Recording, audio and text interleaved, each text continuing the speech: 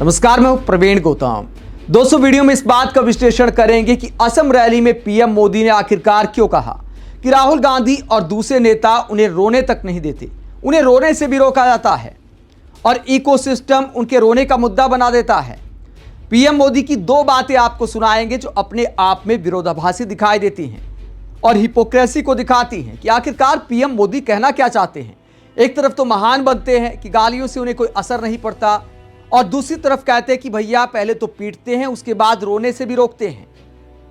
इन दोनों बातों के आखिरकार मायने क्या हैं? बयान नंबर 1 पीएम मोदी का आपको सुनाते, जहां उन्होंने दावा किया कि वो भगवान शिव के भक्त हैं और सारा जहर पी जाते हैं, उफ तक नहीं करते, उन्हें कोई फर्क नहीं पड़ता।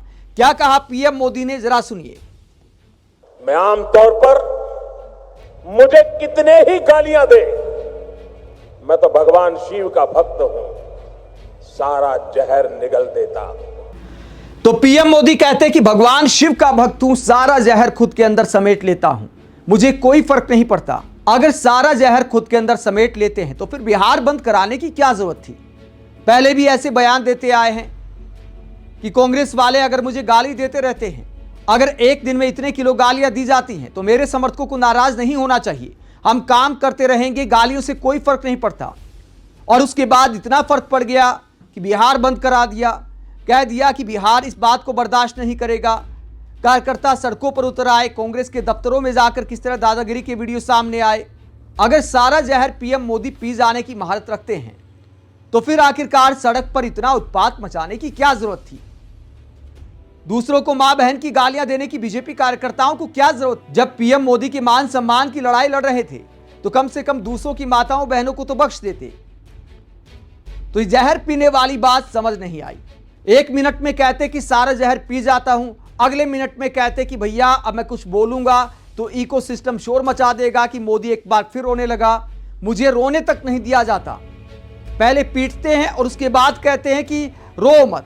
क्या कहा पीएम मोदी ने? बयान नंबर 2 उनका सुनिए। साथियों, मैं जानता हूं इनकी पूरी इकोसिस्टम आज टूट पड़ेगी मुझ पर कि मोदी फिर से रोने लगा।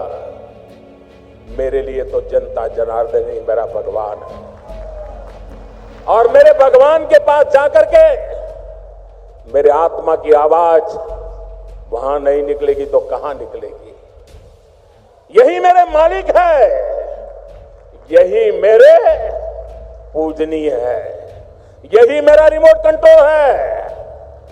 मेरा और कोई रिमोट कंट्रोल नहीं है। 140 करोड़ देशवासी मेरा रिमोट कंट्रोल है। और इनका तो अहंकार इतना है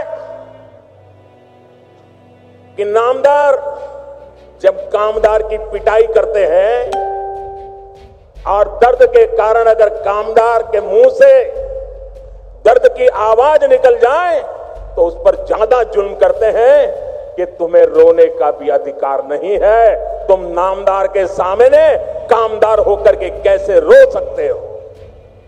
ऐसा अहंकार सार्वजनिक जीवन में शोभा नहीं देता है। तो यहां पर पीएम मोदी कहते हैं कि मुझे रोने से भी रोका जाता है। दोस्तों, इन बातों का आखिरकार मतलब क्या है? देश के प्रधानमंत्री खुद को कब तक मुद्दा बनाएंगे?